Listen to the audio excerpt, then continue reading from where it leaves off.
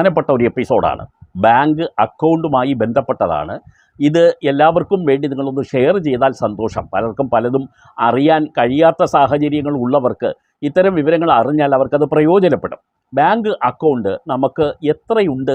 ചില ആളുകൾക്ക് ഒരെണ്ണം, ചില ആളുകൾക്ക് 2, 3, 4, 6 എണ്ണം വരെ ബാങ്ക് അക്കൗണ്ടുകൾ ഉള്ള ആളുകളെ എനിക്കറിയാം. പല ബാങ്കുകളിലായിട്ടായിരിക്കും.